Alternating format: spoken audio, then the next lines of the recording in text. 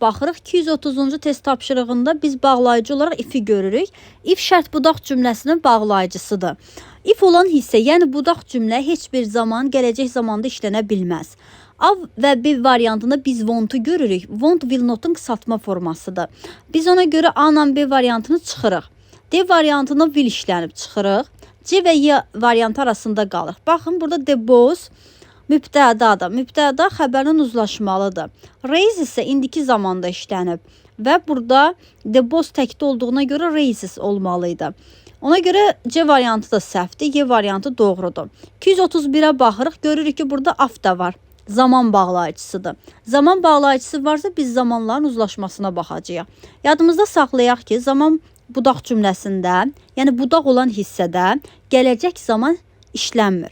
Baxın, will get'i buradan çıxdıq, want get'i çıxdıq. Want nə idi? Will not-un qısaltması. Zaman uzlaşmasına görə birinci tərəf Y-də, indiki zamandır. İkinci tərəf got, keçmiş zamandır. Got, get'in keçmiş zaman forması olduğuna görə uzlaşma burada pozulub. C variantında birinci tərəf keçmiş zamandadır. İkinci tərəf isə indiki zamandadır. Ona görə səhvdir. Cavab A variantıdır. 232-yə baxırıq, until bağlayıcısını görürük, zaman bağlayıcısıdır və baxırıq uzlaşmaya.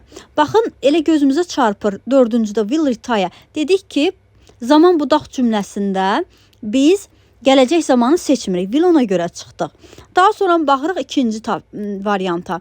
2-də görürük ki, birinci tərəf indiki zamanda işlənib, yəni indiki bitmiş zamanda işlənib. İkinci tərəf isə keçmiş zamanda. Uzlaşma doğru deyil. Ne zaman indiki bitmiş zamanla keçmiş zaman uzlaşar? O zaman ki since, bir dənə since bağlayıcısında uzlaşma pozulur. Since olsaydı bəli doğru olardı. Amma ki since deyil deyə seçmirik bu variantı. Deməli cavabımız nə oldu? 1 və 3. Baxın, will work baş cümlədə işlənə bilər, amma budaq cümlədə işlənə bilməz gələcək zaman. Digər tərəf isə indiki zamanda doğru. 3-də isə iki tərəfdə keçmiş zamanda doğru. 233-ə baxırıq, yenidən açıq sualdır və until bağlayıcısını görürük. Zaman uzlaşmasına fikir veririk.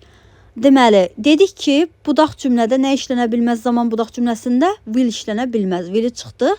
Uzlaşmaya diqqət etdikdə yenə, baxın, indiki zamanla keçmiş zaman uzlaşıb. Bu da səhvdir. Yenidən 1 və 3 doğru cavab olaraq çıxır. 234-ə baxırıq. Burada as soon as, yenə zaman bağlayıcısını görürük. Zaman budaq cümləsinin bağlayıcısını görürük. İndi baxırıq. Deməli, baxın, will'i çıxırıq 3-də.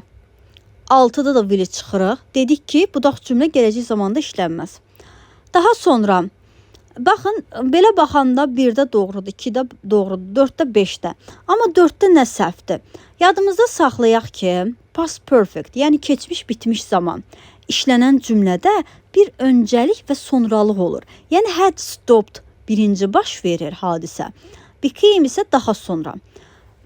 Past perfect birinci işlənməlidir. Burada as soon as kimi deməkdir.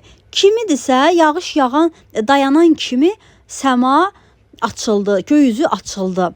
Demək ki, bu hadisə ardıcıl baş verib. Öncəlik sonralıq baş vermir. Eyni zamanda kimi bağlayıcısı işlənir. Yəni bu as soon as-dən had stopped işlənməsi doğru deyil. Qaldıq biz 1-i, 2-ni, daha sonra 5-i doğru variant kimi seçirik.